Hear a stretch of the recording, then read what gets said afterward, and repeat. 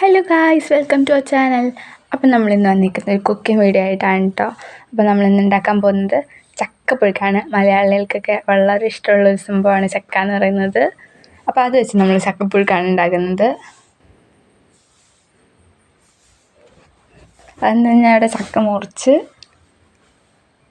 കുഞ്ഞ് കഷ്ണങ്ങളാക്കിയാണ് എടുക്കുന്നത്.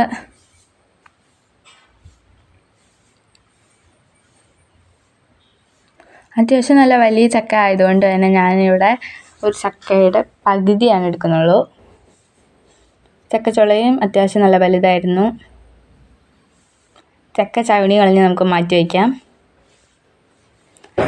ആരെങ്കിലും നമ്മുടെ ചാനൽ സബ്സ്ക്രൈബ് ചെയ്യാണ്ട് കാണുന്നുണ്ടെങ്കിൽ സബ്സ്ക്രൈബ് ചെയ്യാൻ മറക്കരുത്. ഇപ്പോൾ ചക്ക പാകത്തിന് അരിഞ്ഞെടുക്കാം.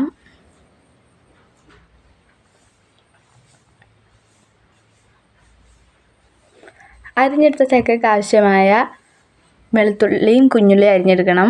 അതിന് ഞാനിവിടെ കുഞ്ഞുള്ളിയായിട്ട് അരിയുന്നത്.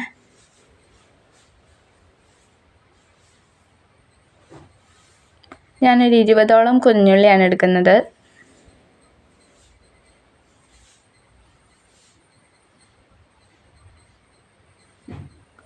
കുഞ്ഞുള്ളി തൊണ്ട് കളഞ്ഞ് എടുത്ത ശേഷമാണ് ഞാനിവിടെ വെളുത്തുള്ളി തൊണ്ട് കളഞ്ഞെടുക്കുന്നത്.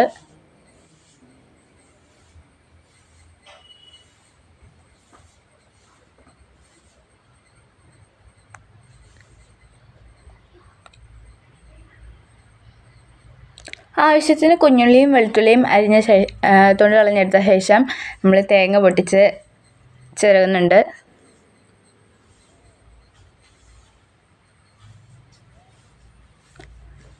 തേങ്ങ കൂടുതലിട്ടാൽ നമുക്ക് ടേസ്റ്റ് കുറച്ചധികം കിട്ടും.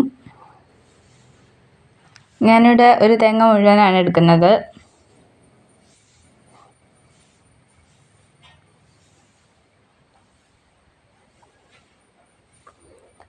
കുഞ്ഞുള്ളിനൊക്കെ കുറവായിട്ടാണ് കേട്ടോ ഞാനിവിടെ വെളുത്തുള്ളി തൊണ്ട് കളഞ്ഞെടുക്കുന്നത്.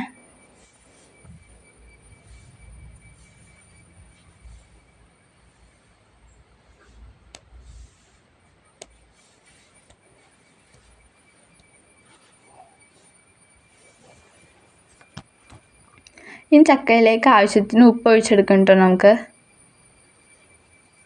മിക്സിയുടെ ജാറിലേക്ക് വെളുത്തുള്ളി, കുഞ്ഞുള്ളി, ജീരകം, മഞ്ഞൾപ്പൊടി, കറിവേപ്പില, പച്ചമുളക് എന്നിവ ഇട്ട് കൊടുത്ത ശേഷം ജീരകം കറങ്ങാതിരിക്കാനായിട്ട് ഞാനിവിടെ കുറച്ച് തേങ്ങ ഇട്ട് കൊടുക്കുന്നുണ്ട്. അതൊന്ന് അരച്ചെടുക്കാം. പയ്യെ ഇവിടെ ഒന്ന് ചതച്ചെടുത്താൽ മതി കേട്ടോ, നന്നായി അരയണമെന്നില്ല. അതരച്ച ശേഷം നമ്മൾ മാറ്റി വെച്ചിരിക്കുന്ന തേങ്ങയും കുഞ്ഞുള്ളിയും കറിവേപ്പിലയും ജീരകവും എല്ലാം കൂടെ നമുക്ക് ഈ മിക്സിലോട്ട് ഇട്ട് കൊടുക്കാം. ശേഷം അതും ഒന്ന് ചതച്ചെടുക്കാം. ഉപ്പൊഴിച്ച് അരിഞ്ഞു വെച്ചിരിക്കുന്ന ചക്കയിലേക്ക് ഈ മിക്സ് നമുക്കൊന്ന് ഇട്ട് കൊടുക്കാം. അധികം ചതയണമെന്നില്ല. മിക്സി കഴുകിയ വെള്ളം കൂടെ ഒന്ന് ഒഴിച്ചു കൊടുത്ത ശേഷം നമ്മുടെ ചക്കപ്പുഴുക്ക് അടുപ്പത്ത് വെച്ചാൽ ചക്കപ്പുഴുക്ക് ഇവിടെ റെഡിയാണ്.